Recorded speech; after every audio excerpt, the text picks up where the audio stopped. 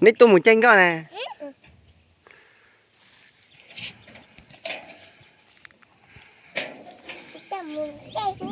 Ngủ bé một chân coi luôn.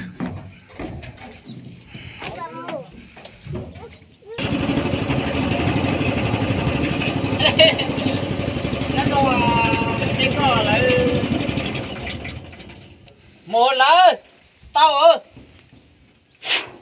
Nó nó bé giờ tôi mùa vô đấy luôn có luôn nhà luôn nó trâu cuối tủ 9 giờ thế này nó mà muốn chạy đi bé vô có là muốn tàu chạy uốn lại uốn lúa xí chú liệt tê này bé liệt tê khử thầu này Quả biết mình gì. Yo ơi lấy cho tiếp xe học phi vô nãy mình gì tao hơi. Có gì sai chơi à? lúc nào phải chơi chiều đây Nó chụp bé. được bé Một lúc nó chụp chả. người lúc chỉ lọt đùa nó theo Không lọt luôn rồi kia. ồ thì còn những cái lúc tuân thâu được chỉ chiều lên thì bo Là tuân thâu chị lô. Nó ngu không? Ừ. Đi tiêu.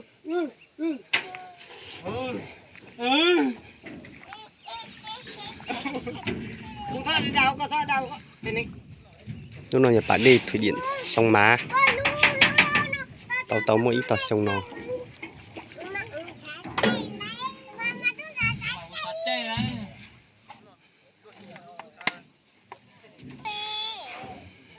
đây tôi một cứng con này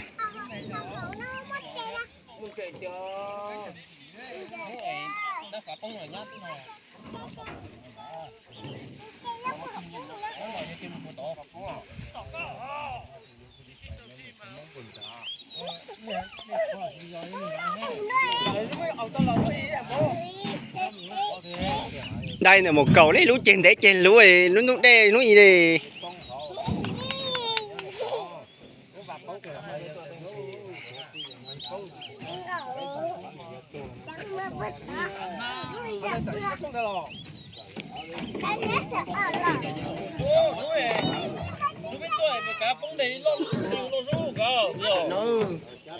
Đây tài sản của tôi. Đây đâu? Mà chuyện đã đây đó. Nó chỉ quen ta phải niệm mong rồi mà tức mà mong tuổi đấy nè. đây này nhé Mà mong hạt đéo chi này tức tuổi đấy đi. nhưng một canh nhỉ Anh này tên coi anh này cho. Anh này nó cho. Chà. Chúng mà chỉ một loại cho lồng. Con nhà xin là cho mua chứ đâu. Các chị các bây giờ nó sẽ có lồng. Muốn gì? Nhiều cho chứ muốn trâu đó mà em muốn gì là có đấy, muốn lấy một chút đấy mà. Họ mà lâu tôi hỏi đây. Cổ lên. Nó lâu đó. Cổ lên đó. Vô luôn rồi. Lên rồi đấy à? mua một to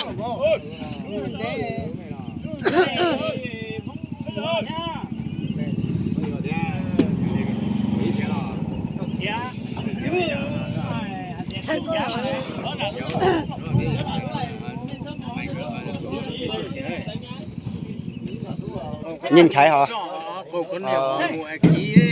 Cái nào đây cơ? Cái nào chỉ nghe nấy mà xua? Cái nào chỉ nghe nấy mà xua? Cái này có số gì là trời? Ủa cái anh mama. Bây giờ tôi chuẩn đã ơi, du linh thà nó hay này. Tao biết rồi, giờ chúng chả tôi say quá. Tổ thế đấy. Tôi lì đấy con, tao đây rồi.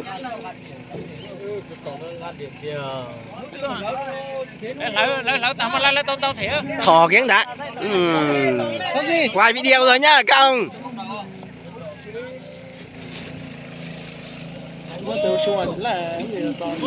Chỉ nhiều ấy đánh to thôi lên đi. Cái nhớ nào.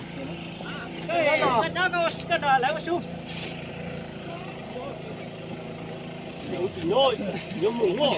Con nhớ con mong muốn gì không biết về lên con mong muốn gì. Các cái đá thế này. Ôi giờ đá kìa. Điều con mong muốn đá mà tính con nó mà. Lò mà tao. Tao được nó kia nữa. Tôi tưởng nó chỉ muốn mảng kia cho chết li à. Có nhiều khu giờ có nhiều khu giống hai bé họ trúng cho cả chưa. Bắt đầu với hai. Nó lên cái tử gì thế xí gì. Lâu rồi. Các bạn hết rồi, lâu rồi ta. Con đàn ra sĩ kiện nó to hai cái nữa. Bu kiện nào đấy. Còn mấy nó mà họ sửa tên lái sức này sao? Dạ hai rồi đó. Đâu mày hả? Đã hả? Ra sĩ còn đó mà. Bởi vì là nhà này nô to nó nè. Bây giờ lúc này lúc nói ủa thì ai lúc nào bây giờ nó mò tới cầu tiền nhưng quay lui lúc